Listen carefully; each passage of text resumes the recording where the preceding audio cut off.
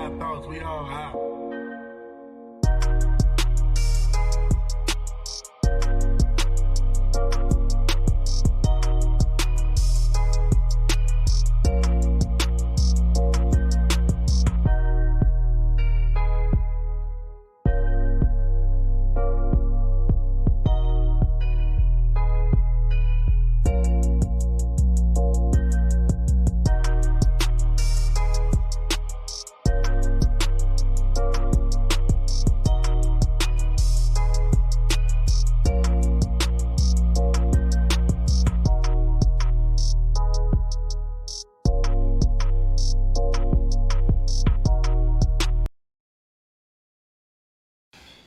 Yo, this your boy CEO Hockley. Real quick, man, today's episode is being sponsored by OGHollywoodspeaks.com. Yes, that's right. OGHollywoodspeaks.com has this fly gear, man. Savage Drive, man. He has this very fly gear, man. He's a former prisoner that changed his life, did 25 years after receiving a life sentence, got home, and he been home 10 years, man. He's been out, he's been free 10 years. He has his own clothing line called Savage Drive. It represents the kind of drive you need to have to make it to the top, the kind of drive you need to have to stay free, right? And as we talk about this prison topic, I want to highlight and show and give respects to those that have been to prison and that are doing the right things in today's society. Everybody go to OGHollywoodspeaks.com and get that Savage Drive. If you got the drive it takes to be successful, man, support him. Also, you can follow him on YouTube. You can follow him on all social medias at OGHollywoodspeaks.com. We appreciate the support here at CEO Talk, and we also like to support other black people doing something positive, man. Savage Drive, that is the clothing line. Get yours today. Salute. Salute to my boy CEO Hockley, man, aka Crip Night. Salute, homie. Today, man, we back on Fire TV. Back to Fire TV, man. And y'all remember last week I showed y'all the shooting, the mass shooting as they call, was in Philadelphia. And they had a couple of suspects on the run, right? But it's a true saying, you can run, but you cannot hide. And the reason why I say you can run, you cannot hide, is because you only one person on the run. And when you got a whole motherfucking team of people looking for you, where can you hide? And especially when your co-defendants tell them exactly where you at. But they call that standing on business. Like I said, these the new kids on the block doing grown-up shit. But when it's time to pay the piper, all of a sudden they kids, right? And I'm going to show you the reason why I said that. What I call them is a bunch of 2K PS5 looking for trouble at any time. But when the real people get involved, they run and hide. It's too late to hide now. Your mama can't save you, your daddy can't save you, nobody can save you. Especially when you do the wrong shit. You have to keep standing on the business you say you're standing on. And I'm going to show you what I mean by 2K individuals, right? Got a long, extensive juvenile record. Sometimes it's better to be in prison than to be free. And you can't save a person that don't want to save themselves. Most of these motherfucking millennials in this motherfucking new culture, you can't save them. They going to prison. No matter what you say, no matter how you draw it up, no matter who you bring to the screen, no matter how much sense you try to talk into them, they going to prison. So like I said, 4 years of a life ass whooping is better than college. In other words, what I'm saying, some of them gonna go in front of the judge and get that 6 or 7 years. And that's the best thing that could ever happen to them. Because then guess what? Then they'll be able to see that this shit is so for real. You play hard, your ass gonna pay hard. Simple as that. If you play hard, you gonna pay hard. And you listen to all the motherfucking rap songs all day. And rap songs ain't gonna get your ass out of shit. Quit listening to them fucking rappers because they not doing what they say they doing. I can't stress that enough. And it ain't just for the youth. It's for anybody that's in society. You listening to rappers, but the rappers ain't doing all the shit they say they doing. It's you that's getting tied up. It's you that's getting tied up in your own motherfucking game. You better find yourself before you be by yourself inside of a motherfucking cell and can't break free. It's a lonely motherfucking world when they give you 60 or 70 years and the people that you thought that was going to be loyal to you go the other way on your ass. And that's facts. If you don't have it now in society, what make you think you're going to get it when you get where you're going? It's simple as that. Some motherfuckers going to die. Some motherfuckers going to go to prison. Choose your weapon, soldier. You free. You can do whatever you want to do. But just know this. Mama and daddy can't save you. Once they put them handcuffs on your ass, it's game on. Trust me. If you like what you're doing and you like your position in the world, your ass better do the right thing before you get lost in a system to where nobody can't do shit about it. And y'all already know I'm speaking on public information, and I'm bringing some public information to you again today about that same case. That's why I said you can run, but you cannot hide, especially when you got a whole team of people looking for you and your motherfucking co-defendant telling them exactly where you're at. In other words, your homeboy, the motherfucker you grew up with, is the one that's sending the people to your house. Why? Because he don't want to be in that motherfucking cell by himself. He never been there. Never been inside the interrogation room. Don't even know how to answer the questions when they bring that shit at you. Because guess what? When you get in there, these motherfuckers been doing that shit for 30 or 40 years. Operating on each side of the fence, putting you against him and him against you. If you ain't never felt that kind of pressure, you gonna tell something. And that's what they did in this case. They told on each other. But on the way there, they had their mind made up. They had their mind made up. And it was all about standing on business until the business got taken care of and then the finger went to point. That's every day, all day. Don't play yourself out of position. Like I said, anytime I come to Fight TV, I'm bringing number motherfucking substance with me. Number substance. And what I mean by that, shit that backs up what I say. Shit that backs up what I say. And today is no different. And y'all know how we do it as black folks. Yeah, y'all know how we do it. We get together, we have a good time. But at the end of the day, some of us understand the assignment and some of us don't. It's mostly young people. And some is old, but it's mostly young. Why? Because they got their priorities fucked up. They have to go to the place and understand, even to get to understand that shit is real. But I don't know. I guess going to jail or going to prison is a big thing to them that make them bigger than they are. I don't know. But in this case, these people are going to jail, and probably for a substantial amount of time, a long period of time. Like I said, the system turned nobody down. If you want to go, you can go. It's a free hotel. You get 3 meals a day, and they free. They might not be what you want, but they free.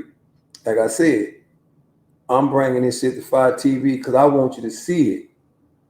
And I know a lot of people don't watch this shit. So I'm bringing it to you to let you see it. If you're on the outside looking in, you can run, but you cannot hide. Especially when you seek the attention of a lot of people. When you seek the attention of a lot of people, this is exactly what you get. And what's so cold about it, it never seems to fail. When they get you most of the time, you're always at mama's house. You brought all the motherfucking heat to mama house. And in this case, they was having a good time until the other people showed up that's really standing on business and ain't gonna let nobody get in their way from taking care of business. Check this out.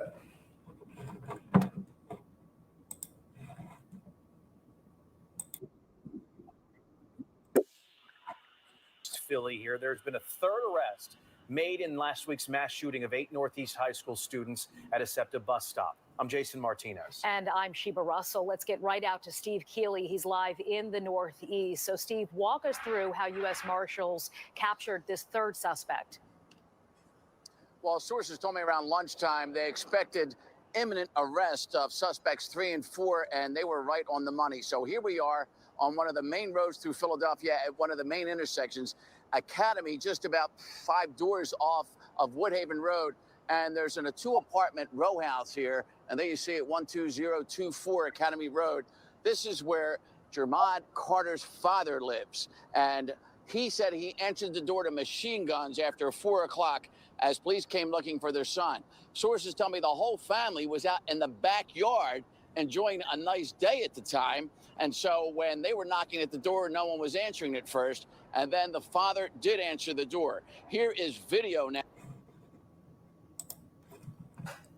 Okay, did you hear what he said? He said sources told him that they were all in the backyard having a good time. Ain't no sources told the people that. It's the people that he was involved with told them exactly where he was. And they knew that he was there. That's why they went to the house. It don't take rocket science to figure that shit out, man. It don't take rocket science to figure out what happened in this case.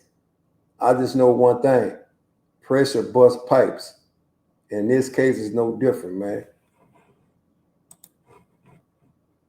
Now of Jermod Carter being taken into custody by marshals and the task force that also includes a whole lot of Philadelphia police detectives who've been looking for him for nearly a week since the Wednesday shooting. So this makes 3 of the 4 they wanted. You remember 3 shooters and a 4th getaway driver. They wanted to get all 4. So the father told me Jermod Carter just turned 18. Authorities who took him into custody say he is 19 with a birth date listed for this October 1st.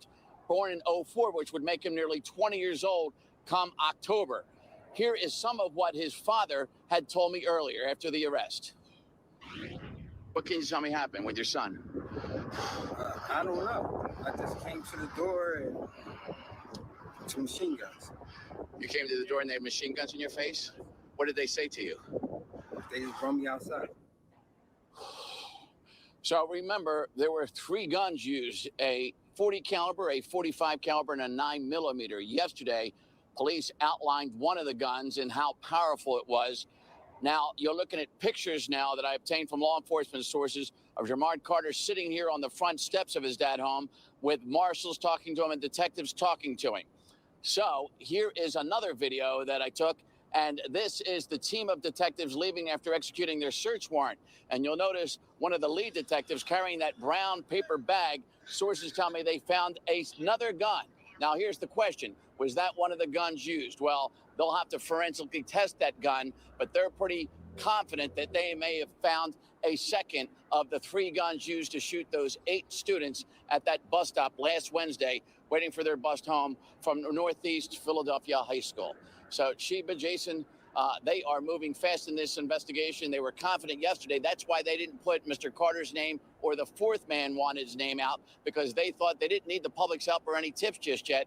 And boy, they were right on the money. Less than a day later, they get their man. Right there. All right, and we'll see you tonight at 10 o'clock as things could change between now. There you have it, people. They was confident that they knew he was in there. They get their man. But this is what happens when you campaign and you get into shit that you don't know what you're getting into. Just like when they had him on the curb, that's a lot of pressure for somebody that ain't never been in trouble. That kind of trouble. I can only imagine what they was asking him. It's undeniable what he was saying. Why?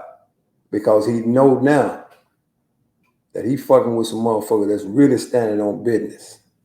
And what he's seeing in front of him now is not what he thought he was going to see the outcome was. Like I said, man, these the new kids on the block. And these the new toys they play with. They don't understand. It's consequence and repercussion come with playing with these type of motherfucking toys. Is it public information I'm speaking on, man? Some people need to go to prison. Some people gonna go to prison. And some of them not. And the ones that's not is the one that's gonna pay attention to when somebody tell you as it's real.